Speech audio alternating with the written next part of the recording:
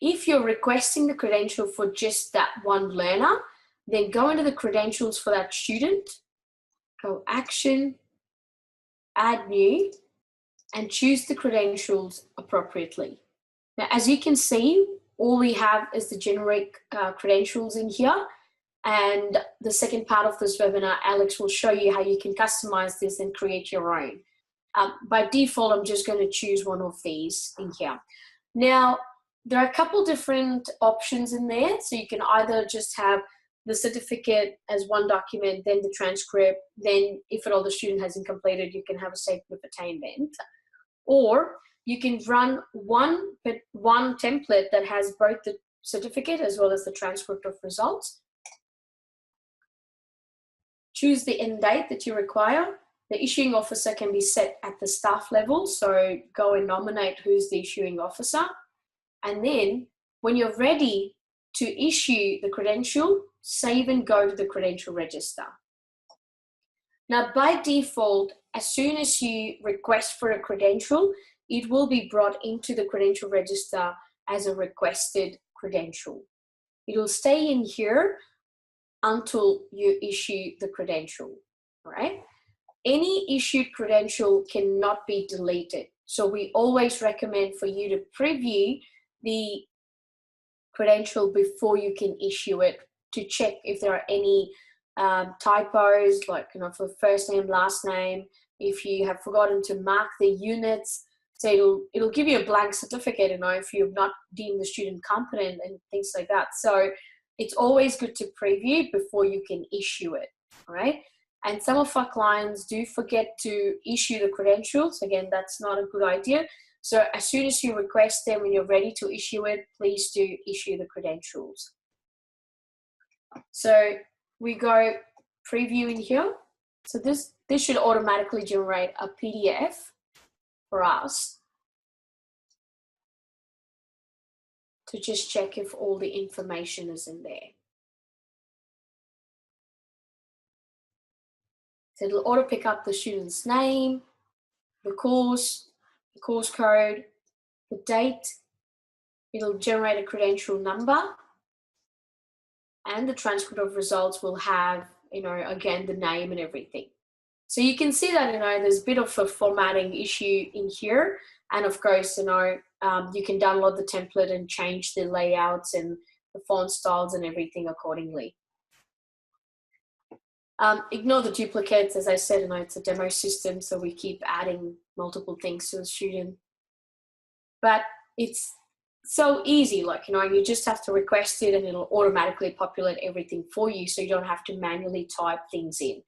And when you start customizing it, it'll look prettier. You know, you're going to have your own font styles, the colors, the logo, everything according to what you require.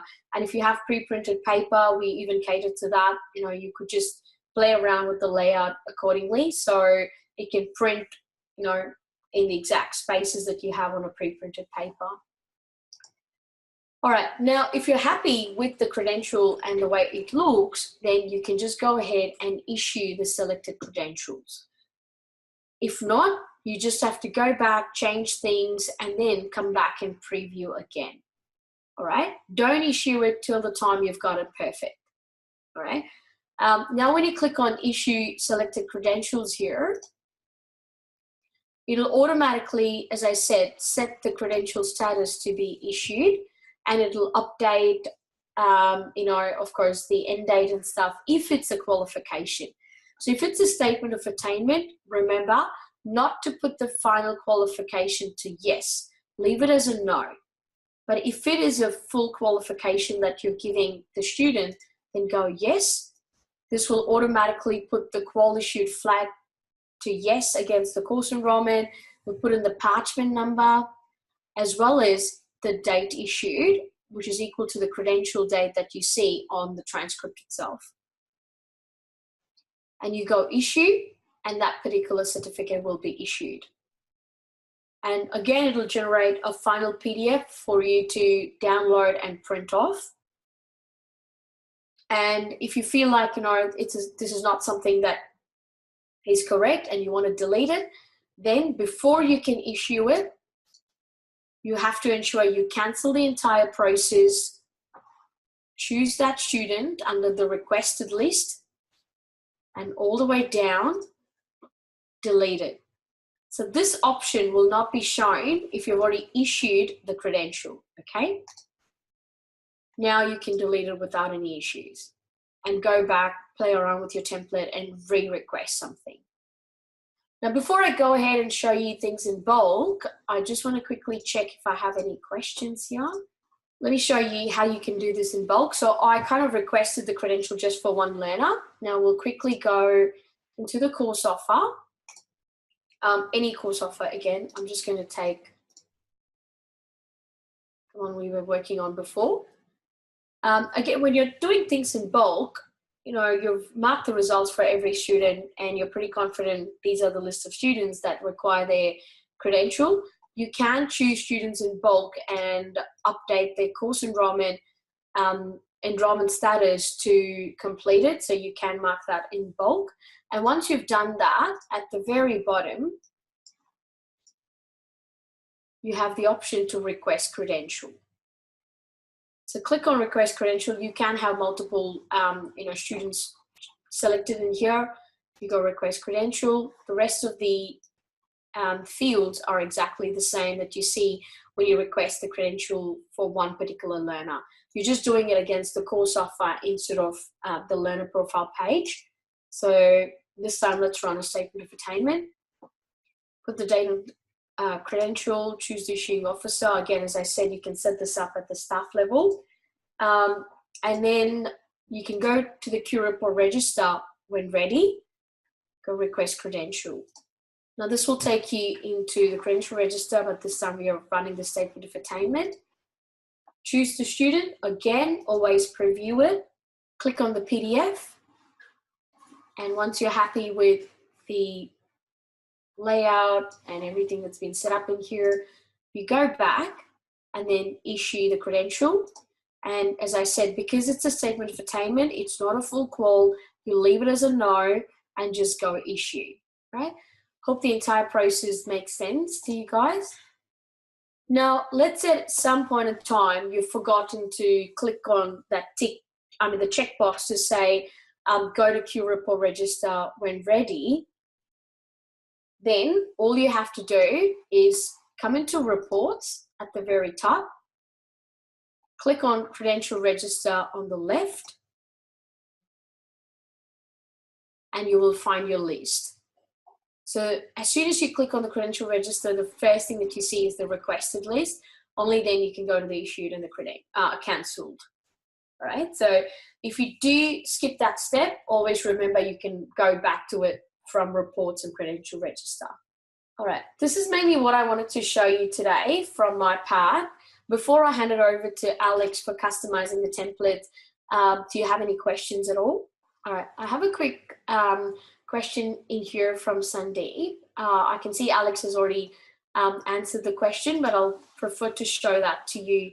So I'm just going to issue the statement of attainment just to show you what happens. So Sandeep here has asked a question if we can cancel an issued credential. You can, certainly. So now this is sitting under issued. It's already been issued successfully, okay? So let's go to the learner's profile. So if you go to the learner's profile under the credentials, that's the way it's going to look like. But let's say you have done something and if you've issued in error, as you can see, you can't delete it. You click on cancel and you put in a reason. So you say typo, wrong last name, for example.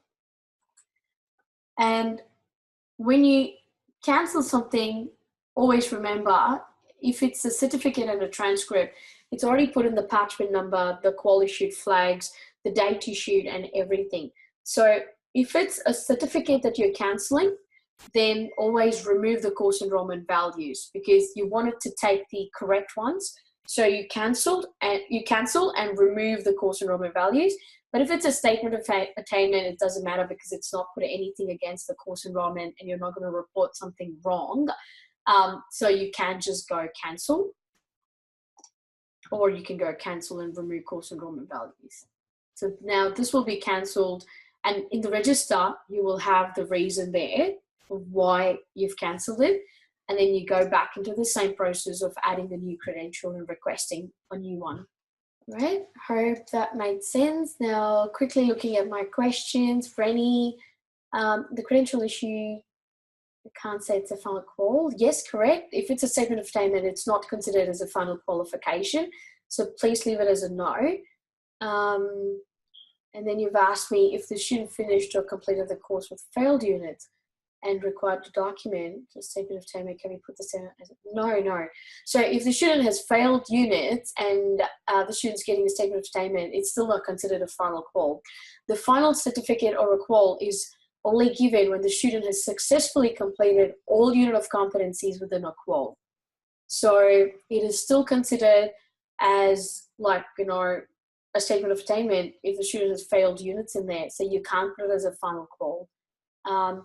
It's best you can go for you to go back and, you know, just have a chat with your compliance manager, because it's not the right practice to put it to a final qual if the student has failed units.